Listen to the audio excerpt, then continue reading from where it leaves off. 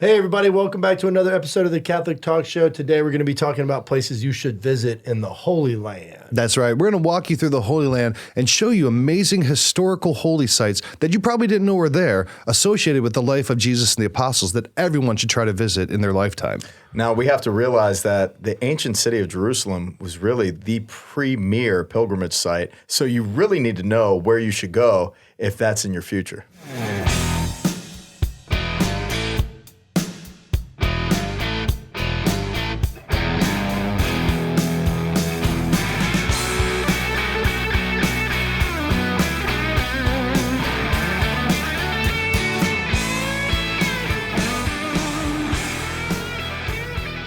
All right, really cool episode here. I think people have heard about our trips to the Holy Land, and I think there's some things on this list that maybe I missed here in my trip. So definitely looking forward to going They've back. seen your tattoo as well. That's I think right. we've all seen that a number of times, but it's such a the cool list. story. Razook tattoo did not make the list. Very cool story. And, you know, when you think about it, we really want to cover exact locations that are really the most important places that one needs to go to as it relates to pilgrimage sites within the Holy Land. Yeah, and a lot of these are going to be a little bit more obscure than the typical ones you're going to go on maybe your first trip to Israel, right? Your first trip to the Holy Land, you know, you're going to go to the big ones that are kind of, I guess, the standard trip that's part of the, you know, a package. But these are ones that are a little bit more curious, a little bit maybe more interesting that you probably haven't heard of. So even if you went to the Holy Land, these are places that if you ever go back, can be on your second itinerary. Yeah, so the whole sense of the Holy Sepulchre, obviously. We've done episodes on that. Yeah. So we're not going to cover that in this episode because we've talked about that so much. But that is the premier place of pilgrimage for a Catholic in the world. Yeah, if you go and this nowhere else, isn't- go to the Holy Sepulchre. And I think, too, the Holy Land is such a rich place that it's like going once is great. It's profound. But there's so many nuances to the land there and what's occurred there and all the nuances of all that. It's just a really beautiful. And the other location, clearly, is the Church of the Nativity and where Jesus was born in Bethlehem. So clearly, the Holy Sepulchre, the church where Jesus was born, these are No-brainers. top two, no-brainers. But these other locations, you can miss, and people do miss, but very, very important locations that we highly recommend in the Holy Land. Yeah, that's right, Father Rich. I mean, look, if you're going to the Holy Land, everyone's going to try to go to the place where Jesus was born and became incarnate and the place where he conquered death in the Holy Sepulchre. Those are the two most important ones. But these ones are maybe, again, a little bit more curiosity, some weird ones that you might not even have thought, wow, I didn't even consider that still existed. Oh, yeah, I remember this. Wow, that would be cool to see. And now, strictly speaking, these are New Testament related. So this is just in reference to the person of Jesus Christ. That's right. Preceding his birth in relationship to Our Lady and St. Anne and St. Joachim. And then even after his resurrection, some locations that I think are very, very important for us to consider. So I think a third one. So we had the site of his birth, and we had the site of his resurrection. I think a really cool one that not maybe everyone goes to is the Basilica of the Annunciation, which is in Nazareth. And that is where the angel Gabriel gave the angelic salutation, and Mary gave her fiat. Have you guys, either of you been there? I've been there, yeah. And I was privileged to be able to stay overnight in Jesus Christ the Adolescent. So it's on top of the hill overlooking the Basilica of the Annunciation. But that's where St. Joseph's workshop is. That's where the temple where Jesus expressed, if this is fulfilled in your hearing. There's a location there as well where Blessed Charles Foucault, it was identified that he slept and kind of occupied a little space in one of the side roads that one of the local parish priests, who's a Salesian, who was living there at the Church of Jesus the Adolescent, showed me. And, you know, I loved my time in Nazareth, and that Church of the Annunciation is just breathtaking. Yeah, I mean, just to think that this is the place where the wheels were set in motion for our salvation, where Mary gave her fiat, where the angel miraculously appeared and gave Mary the choice to bear the Son of God. It's an amazingly profound thing to consider, and to also think, you know, Mary is probably just going about her day. You know, she's probably running some task or maybe praying, maybe relaxing, whatever, just going about her day, and history splits in two. And this is the first tear in the fabric of history of everything that came before salvation and everything that comes after. So a really amazing place to consider going. And something we consider in the Angelus daily is this announcement of the angel Gabriel that she is to bear a son. And, you know, when it comes to your experience in that location, it is palpable. I mean, like, you could really feel the immersive holiness of that place. And, you know, besides the Annunciation and when Jesus, you know, this is fulfilled in your hearing, it's also the location where Jesus was rejected by his own. You know, these are people that grew up with him. Are you not the carpenter's son? And that growing animosity toward Jesus, where he was led on that hilltop, where he was going to be thrown headlong over it. There's a chapel there. There's a chapel there, and there's like fields of these like very interesting flowers. You know, very somber, very kind of like a purple kind of coloring of an Advent. That chapel is called Our Lady of the Fright, and it's an old Franciscan chapel. It's on Mount Precipice, okay? And tradition says that when Jesus offended the religious authorities in Nazareth and they went to throw him off the mountain, this is the spot where Mary stood and watched Jesus about to be thrown off that mountain, but where it says, you know, he was able to disappear through the audience. Ninja. That was his first ninja disappearance. Yeah. So that's another site in Nazareth. So you have the Annunciation and you have this chapel called Our Chapel of Our Lady of the Fright, which is a really unique name. I mean, I don't think it's on a lot of people's itineraries, Our Lady of the Fright, but just thinking about that experience of Mary and one of those Dolores, you know, really interesting. And the other thing to consider in Nazareth, and this is what was a kind of an outbirth of my time on top of the hill overlooking the Church of the Annunciation, is the hidden years of Jesus. Now, we did a show on the hidden years of Jesus, which it's one of my favorite shows. So we want to give a shout to anybody who hasn't watched that show yet. Make sure that you check out the hidden years of Jesus. But as you're walking around those kind of the roadways and the alleyways, and you're on top of the hill and you're seeing this beautiful statue of Jesus as, you know, like a 13, 14, 15-year-old male, you know, you're seeing him kind of looking out over the world, let alone Nazareth. And really you're seeing that kind of humanity, learning obedience through what he was suffering. So Jesus in his humanity and in his adolescence is really a fascinating meditation while you're there. Yeah, and again, like, these churches are ancient. And they're beautiful. The Church of the Annunciation goes back to the times of Justinian in the 6th century, the Byzantine. You know, a lot of these ones have even older roots back to St. Helena and St. Constantine, that they were built then and then typically renovated by Justinian. Another cool site, and you kind of mentioned this briefly, in Nazareth, you know, we talked about the Annunciation, we talked about the Church of the Fright. It's St. Joseph's Workshop. Who would consider that there's a church or a chapel at St. Joseph's Workshop? But to think about that, this is the place where Jesus trained under St. Joseph, would go to work and would learn a trade and a craft, would talk with Joseph, you know, have idle conversation while they're working on this or that. But St. Joseph's Workshop is such a cool place. And who considers that that's even a place you can go and worship and contemplate? And the adjacency of the Church of the Annunciation to St. Joseph's Workshop, there's an immediacy to it. And it's, it's very, very close. Short commute for Jesus? It is a short commute for Jesus. Have you been to that one? I have. What's it like? Well, it's the simplicity, the prayerfulness of it.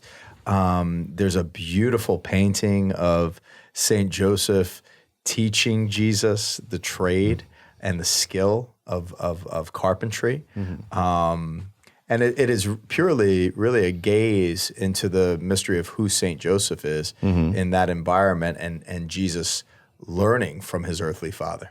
Now, one thing I think that's important to distinguish, right?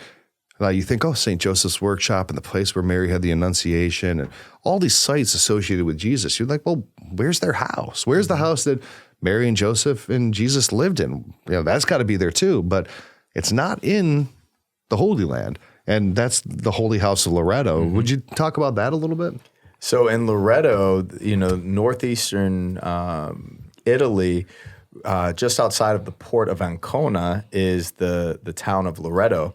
And legend has it that the angels moved the stones in the very home of the Holy House to Loreto, and it's a form of preservation. So that's the legend part of it, and then there's a family name related to the angels that also maybe it was that family that moved those stones in preservation of the Holy House to Italy, similar to a lot of the different artifacts that St. Helen moved from the Holy Land as well. So whether it was completely a mystical miracle of angels moving the Holy House, or whether it was an Italian family that participated in that move, it nonetheless is a great place of many miracles throughout the ages. I've had the privilege of praying there and participating and serving a Mass in the Holy House of Loreto, and was one of the most impactful moments of my journey toward the priesthood. Was praying there in Loreto. Yeah, that's what I was going to say. Is the fruit that's come from Loreto is undeniable. In terms of its holiness and its impact. That's right. Another cool place, and you were telling me that you've actually been to this one, and this one sounds cool. And in researching this, I guess I'd never really considered where Mary was born. Like, I mean, you have houses. I mean, you have a house where Elvis Presley was born as a nationally preserved site or whatever. And I guess I'd never thought about it. Where was Mary born? And that's the Church of St. Anne in Jerusalem. And you tell me about that one. Well, for me personally, this was my first trip to Jerusalem, and I was praying the rosary. And I normally when I'm by myself, I just don't stop praying rosaries and chaplets. It's always in my hand, and I just walk aimlessly. And it's always been the most enriching adventure doing things like that. And I happened upon the Church of St. Anne just randomly walking around the streets of Jerusalem. Walked in, there's some excavations, some ruins, but this simple church from the outside, stone facade, walk in, great acoustics, but the most impressive part is the tomb downstairs. So as you walk downstairs, you start entering into a place of excavation that is held traditionally as the birthplace of the Blessed Mother. And it just so happened that I was in there by myself. There was nobody inside the church, nobody in the tomb, and the lighting in the tomb is like kind of dim. And I was praying, and I closed my eyes, and I sang a devotional hymn to Our Lady, the Ave Maria, and I opened up my eyes, and there was this huge group of Italian women, and they were crying, and they all Italian women crying? Oh, believe it or not. And I turned I was just wondering if you were one of them. I'd embrace that. Okay. And talk about embrace. When I concluded I was leaving, they all just kind of embraced me and kissed me on the cheek. I felt so immersed in this beautiful moment of maternal love and maternal care from Our Lady and from St. Anne, being in that church and having that experience firsthand. So the acoustics stand out for me, but the experiential quality of maternal love was firsthand the revelation that I drew from that experience. Yeah, this church has been destroyed and rebuilt a lot of times. It was first built, in the 5th century by the Byzantines. It was destroyed during, multiple, occupations of Jerusalem. A lot of things in the Holy Land were destroyed and rebuilt. And then That's built right. on top of the same it's site. such a tumultuous area. But a curious thing about the Church of St. Anne is that it's actually a possession of the French government. So in 1854, there's the Crimean War, and France, essentially what happened, now this is actually a pretty circuitous thing, but a lot of people say that the reason the Crimean War happened was because the Orthodox monks stole the silver Latin inscription off of the Church of the Nativity, and it led to an international uproar where Britain, France, the Ottomans, and the Russians went to war. Long story, check it out. It's really cool. I think we've covered that in another show. Briefly, yeah, we did. But because France actually participated in the war on the side of the Ottomans, the Ottoman emperor gave France possession of this as a gift in the settlement for their participation in the war. So the French government still owns this particular church today as property of the nation of France. That's very interesting. Yeah, I didn't know that occupation. Now, a lot of these things in the Holy Land go back to a very similar thing where the Franciscans and St. Francis himself, through his friendship with the caliphate in Egypt, the Franciscans are the custodians of all Latin Rite Holy Land properties. And you've met these people and you've talked a lot about them, with them. What's that all about? No, it's a very complicated situation there with the Roman Catholics and the Franciscans and the other rites and the agreements that were made. I mean, you could probably do a whole show just on the history of that. The status quo. Complicated it is. But you're right. I think since St. Francis, met with the caliphate and released some of these lands for veneration, pilgrimage sites, the Franciscans have been there for a long time, and they give tours. They're protectors of these spots, and they help get funding for it. And so, but the Holy Sepulchre, and there are some other ones that are kind of, it's a little bit more of a dicey situation. Sure. For the most part, they've been actively involved since that time in a lot of these holy sites. Yeah. Now, Ryan, there's one that you wanted to talk about. I think that you said that you've been to that to me is really fascinating, and that's the Mount of Temptation. Yeah. Oh, that's near Jericho, and near the Dead Sea. We went out there, my wife and I, on our anniversary, and it was you're basically getting taken up to the side of a mountain where they literally carved out this monastery, and it is just magnificent. And you talk about acoustics. I mean, it was beautiful. I believe it's a Greek Orthodox That's right. monastery.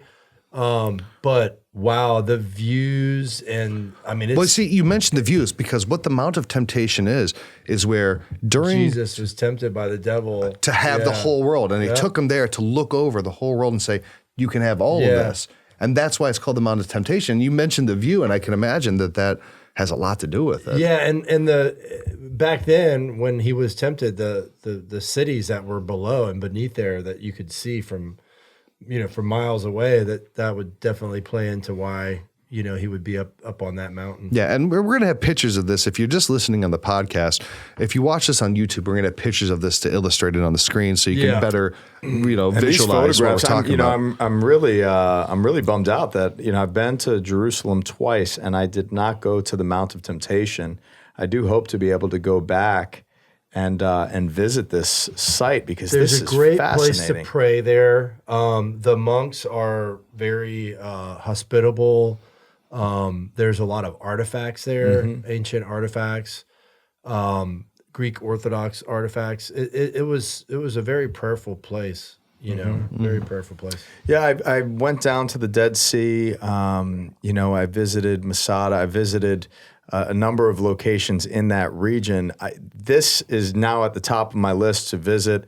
And then there's also a site where there are all of these deposits of sulfur, and where Sodom and Gomorrah is. That's at the south end of the Dead Sea. Very south end, and not a lot of people go there. No, it's that's it's very far out of the way. It is. That's also on the top of my list next time that I go. The other thing, when you go out there, you can see the tree that Zechariah climbed when Zacchaeus climbed when Jesus was going through the streets of Jericho. Oh, that's cool. It's really neat. I always liked Zacchaeus. I remember learning about him when I was in first grade. I'm like, aw, he's a little snack-sized guy. Just wants to see Jesus. Yeah, that's a sweet story. It's a lot of the stories in the Bible are kings being killed and beheadings and people going into flights. That's just a nice little detail. And I like that there's some story. recent archaeological discoveries there in Jericho too that you can check out. Yeah, they're pretty neat. Well, Jericho is one of the oldest cities in the world. It is, and people have been fighting over it for 10,000 years. So it's a really deeply archaeological site. So, Father Rich, here's another cool one that I think you'll really like. Being the weeper that you are, right? you're a man of many tears, of both joy, pity, empathy, and sorrow. And that's okay. Crying's good, even for men, even if I give you junk about it. But it's a good thing. It's a healthy thing. Even Jesus did it. Jesus wept. That's the shortest verse in the Bible. Jesus wept. And he wept over the death of his friend, Lazarus. And The tomb of Lazarus. the tomb of Lazarus is still a site you can go and visit. To think about that, Is that in Jerusalem? that's in Bethany. Bethany. That's right, because Jesus he was not in Bethany because he couldn't be there. And you know, Bethany's up near Galilee, isn't it? it's further away, yeah. Yeah. And, you know, Jesus couldn't make it there on time. And that's the whole, like, do you not believe that I am the life and the resurrection, you know? But when Lazarus died, he still cried. But there's this it's like a street, and there's this little niche in the wall, and that's traditionally viewed as the site of the tomb of Lazarus, where Jesus told Lazarus, come out of the tomb, and he comes, you know, waddling out looking like, you know, the mummy from the, you know, cereal box, right? Right? But it would Why also did you do this to me? But it'd also be the place where Jesus cried. So I think most people go there and think, well, this is the tomb of Lazarus, there's a miracle. But to me, it's also a site where Jesus showed that very human emotion of tears. That's true. That's beautiful. I've never been, so that's got to be on my list too. I think we're starting to form a pilgrimage to the Holy Land. We've been talking about it for a while, but you know, before we get into that pilgrimage, we have another pilgrimage to share with you. And very excitingly, we have a pilgrimage coming up in November that we don't want you to miss the opportunity of joining us to go to Fatima, to visit Our Lady of Fatima and the birthplace of St. Anthony of Padua. Many, many other things. Many other places. Yeah. Yes. So we're going November 5th to the 12th. It's an 8-day pilgrimage. It's a very affordable pilgrimage, especially as by the standard of going to Europe. Your flights, your accommodations are included. But Many of the meals. yeah. Yep. So we're going there primarily to go to the site of the apparition of Our Lady of Fatima, which I think is particularly important in this time with, you know, the state of the world that it's in. But we're going to get the chance to see the tombs of the seers and the visionaries of Fatima, Jacinto and Franco Marto, and St. Lucia. We're going to go to the birthplace of St. Anthony of Padua, the patron saint, you know, the miraculous saint, right? Who so many intercessions have happened through. Yep. We're going to go to the site of a 13th century Eucharistic miracle, right? But I'm we're excited about that St. too. Jerome's Monastery. We're going to go to St. Jerome's Monastery. One of the most I had impressive no bell idea- towers in I had no idea St. Europe. Jerome had a monastery in.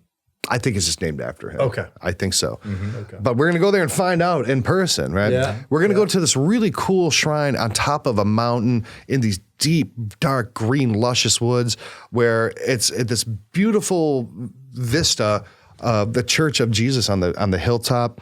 But we're also going to do some fun stuff. We're going to Porto, right? The famous home of winemaking in Portugal. We're going to go there to one of the largest wineries and vineyards in the world and do a lot of sampling of wine. And I'm sure many of our listeners have had port before, but if you haven't, I mean, it is a unique flavor that is just so outstanding.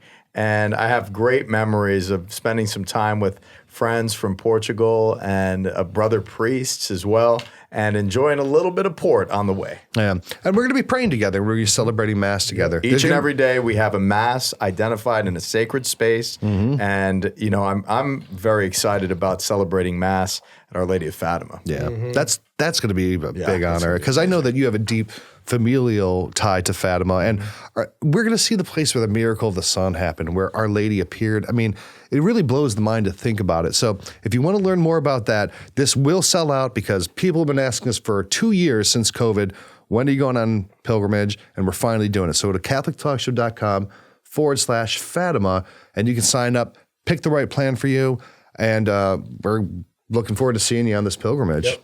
Pilgrimage is so important to the spiritual life, and we're talking about Jerusalem. We're going to Fatima.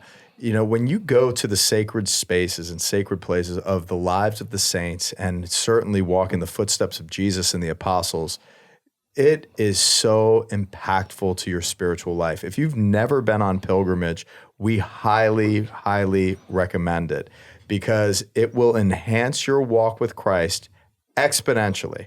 And, you know, when you visit pilgrimage sites, sometimes they're commercialized. So you really need to know and do some good preparation before you go to make sure that you hit places like the ones we're talking about today in Jerusalem, because you can miss these locations. As I mentioned to you, I went by myself and did some studies, and I went with a seminary professor, which was a phenomenal experience.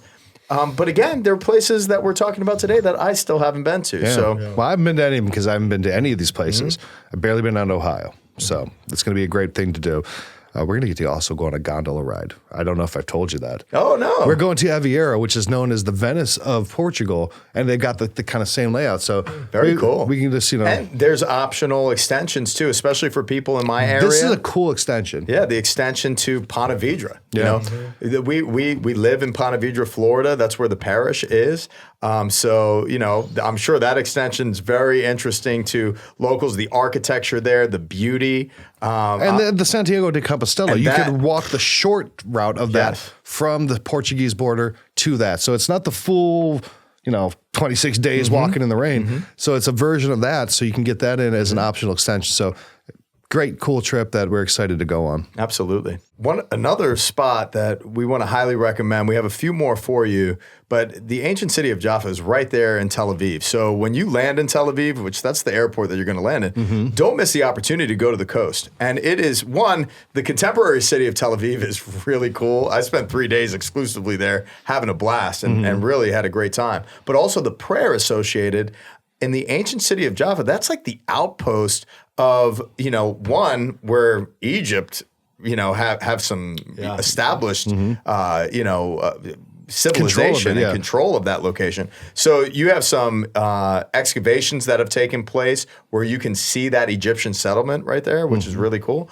But the Church of St. Peter, very cool place.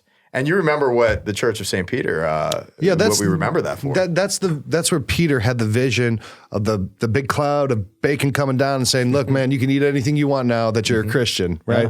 Yeah. And what I have made clean is right. clean. And where he baptized the house of Cornelius, which is great biblical proof of infant baptism, by the way. But it's a beautiful area, but that whole area is so deep in history. It is. It's the Egyptians, it's the Phoenicians, it's the Byzantines, it's the Crusaders, it's the the Caliphates, it's the Ottomans.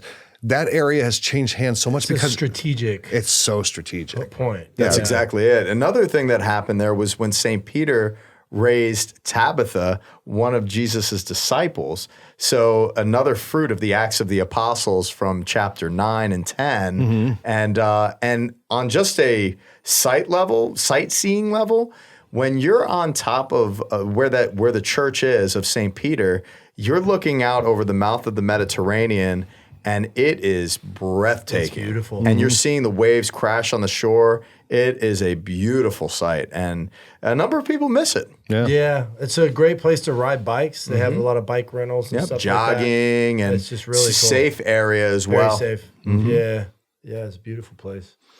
What about the Garden of Gethsemane? I mean, I think that's something that's You've been Church talking of about all the that, Nations. yeah. Church of all Nations. Yeah. Also run by the Franciscans. Yeah, I think that was a place that like swept me off my feet spiritually. You got to understand, in a lot of these places, you don't have a lot of time to pray. Like even in the Church of the Annunciation, like we're with a big group. We were going out, and it's just like we're just filtering through it, and you go and you see it, and then you just keep walking, which is fine, right? But there's no time to reflect. There's no time to take in the beauty of the ground that you're walking on and reflect in a lot of cases, especially in like the Church of the Nativity. That would be another example of just kind of moving through there. And that's when you go on like these humongous pilgrimages with these kind of secular companies that bring you in and out, and they really don't value the interior life. Yeah. When you come on pilgrimage with us, we do know how to have fun, but we also know how to pray. Yeah. And we want to give you the valuable time of deep meditation and facilitate that. But Because that's why you go on pilgrimage. That's why you go. And my wife and I did a lot of this on our own. Like we didn't really go with a pilgrimage. Yeah, I tour. remember So me and we you just- talking about some of these sites. Yeah, in fact, there's a great story of Gethsemane where we actually went to the wrong place in Palestine and stumbled on the peace leader of Palestine. Oh, yeah, you told me about that. literally waved us in and said, "What are you guys doing here? You're lost." We sat down with him, and he gave me his name. I Googled him. He's literally the Palestinian leader. We go down to Gethsemane. It's amazing. Only Delacrosse. So we go down to Gethsemane, and his nephew gives us a ride back to our Airbnb, and then picks us up in the morning and takes us to the Dead Sea. So like this whole thing was like Providence. It was beautiful. But what I would like to say about the Church of All Nations is it is so massive that when you enter into it, you really can find your place of prayer. You can really take in the church and the ground and everything. And I had a very moving experience with the passion of our Lord. Amen. And it was so funny. It's like the whole time I'm just like looking down at the ground, and I'm just like really worried about him and the situation and the anxiety. And then all of a sudden I look up, and I feel it was like God just looking up, and I saw the angels ministering to him, which is in Scripture. Yeah. And but it was almost just like, I had the angels ministering to me though. You know right? what? I was being taken care of. One of the really cool things about that is that's where Jesus experienced the suffering in the Garden of Gethsemane. Yeah. And it's on the Mount of Olives, right? And it was an olive press. That's what Gethsemane means, right? One of the really interesting facts is that the olive trees that are in there in front of that church are genetically the same ones from the time of Jesus. So now they're not the same trees. They've been grafted, because you can graft a tree when the roots die, but they're the same organism that Jesus would have been among praying on that night on the Mount of Olives. And I think that's a really cool thing. I'd like to eat one of those olives. Yeah, and the other thing, right? Yeah. The other I think thing, you could buy the olives from there, actually. I didn't see any places there. But the other thing, too, that surprised me, I know I shouldn't. Maybe it kind of speaks to my lack of mental fortitude. But like, you go to these places, and it really is like land, right? So you go in there, and I'm like, I'm experiencing this.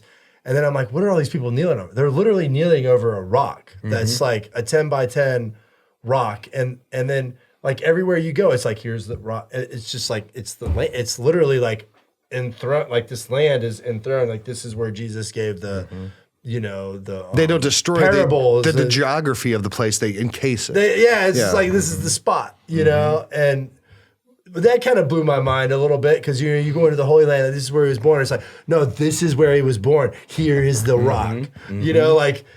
So it's kind of neat the way that dynamics settles in there. It really is. And that rock, when you're there, it's like you see the images of Jesus weeping on the he's on the rock.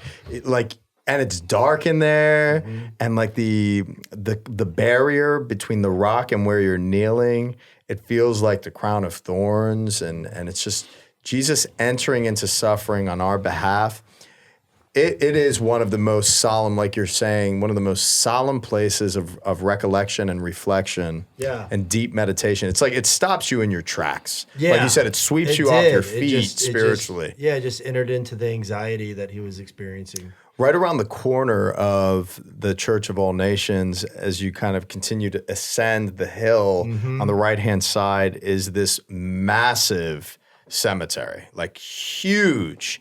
And that's where tradition has it, where Jesus comes back to judge the living and the dead will be over that hill, and the dead will raise. That's where there's a tradition there for that. The firstborn of the resurrected will start there. We'll start there, and it overlooks all of Jerusalem. So you see from that outpost where Jesus was imprisoned. You see, in the distance where the temple is, where Jesus was crucified and where he was resurrected. You see all of that, and it's really a fascinating place of prayer. Now here's one that's a little bit probably very obscure that I don't know how many people go to, but I think would be very cool to go to, because it's so doesn't seem very touristy, because how many people would think to go there, but it's called the Chapel of the Shepherds. And this chapel is on the site where the shepherds were when the angels announced the birth of Jesus to the shepherds in the fields. You know that part of the story of the Nativity. There's a chapel there, which I think is really cool, because it's like, this is the first annunciation of the birth of Jesus. This is Jesus's, birth certificate Yeah. happens right here.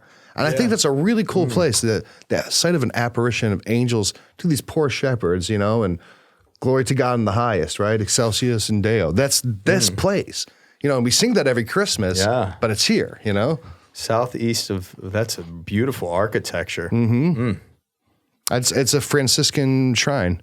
There's a Greek monastery there as well, but that's one of those ones that is in the custody of the Franciscans of the Holy Land. Where is it? It's southeast of Bethlehem. Not too far, though. Yeah, it's probably, not too far, but, you didn't keep your sheep in the cities, right? You had them in the grazing fields. Right. So they were probably associated with Bethlehem. Yeah. There's a lot to see near Bethlehem. Yeah. Our Lady of Lecce. Yeah, southeast of Bethlehem in the West Bank in Palestine. Now, I think I think we've talked about kind of localities. We've talked about ones in and around Nazareth and ones in and around Bethany and in and around Jerusalem. And I think one place that you should definitely go is Capernaum, right? Because that was, that's the birthplace of the church. Yeah, that's where Jesus' ministry was centered. Yeah, it's the outpost. I mean, not to discount the location of Pentecost, which is really important to attend to, which you will definitely. But it's the outpost of Jesus's operational ministry, where the greater majority of his effort was in and around the Galilee. Very important to go there, and there's so much to see, and very experientially, you're entering into Jesus's day to day in Capernaum. Yeah, you have the chapel of the Beatitudes. You have Peter's house. Which that's the one that I think we should really see. That's Peter's house. And that's maybe, by some accounts, the oldest church, in the world. Yeah. That was the first Vatican. That was the first St. Peter's. That is where the church's administration happened. And Jesus would have lived there as well, because Jesus lived with Peter. And there's a modern church that's built on top of where you have like the stone structures and The glass floor that you can Glass see floor. there. Excavating there too. very cool place. Yeah, and like the how scenic it is, like overlooking the Sea of Galilee, which is such a majestic place. Just looking at it and being there, it's just amazing how land can be that beautiful. And there's some notoriety as well besides Capernaum. I want to give a shout out to Magdala as well, because Magdala is a really cool place. I got to participate in an archaeological dig, and phenomenal experience. What Unforgettable. have they found there? Tell them what they found. It was one of the earliest Jewish synagogues. Right? Earliest Jewish synagogues, and then also locations of mitzvahs and places where, or not mitzvahs. Mikvahs. Yeah. Ritual cleansing, huge fishing industry. But they found the city of Magdala. I mean, it's a lost city, a historical city. And a lot of these cities, like, you hear these, like, you hear Capernaum and you're like, oh yeah, that's got to be there. But those cities, a lot of them haven't been there in 2,000 years, and they don't even know where they're supposed to be. Buried. And a lot of them you'll only find by a mound, and you have to excavate this mound and see, well, let's go down 5 layers, and does it line up with the historic? It's crazy. And then how the sea has risen and fallen over the years too. That fascinated me to know how high the waters were, and Wow. So those are some places in the Holy Land I think that are a little bit outside the normal that you can consider going, because they're so cool that they're tied to these stories that we've all heard of, but you might not consider that spot is still there, or you could even identify that spot. And these were ones that I thought were really fascinating, and the ones that you guys shared, like your experiences there. So, whenever you have a chance, go visit the Holy Land and, visit these beautiful sites. Some of these are very, very easy to miss. So you definitely want to write them down as a bucket list item. I know I've got a few on here from this show that are on my bucket list now. Yeah.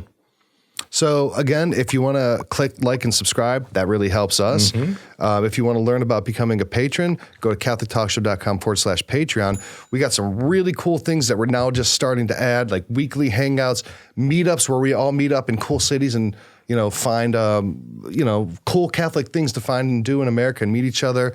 We're going to be sharing Father Rich's sermons and his masses. And then you're also going to get cool gear like these guys are wearing, the coffee cups and the weekly hangouts, bobbleheads and hoodies. So if you want to support us, go to CatholicTalkShow.com/Patreon. And we're very curious too, if there's places that we didn't hit in this conversation in Jerusalem that you find unique and obscure on the circuitous route that's out there, let us know. And in the comment section below, continue to share our content. We're on Facebook, Instagram, and Twitter at Catholic Talk Show. And we want to wish you guys a beautiful week, and we'll see you next week.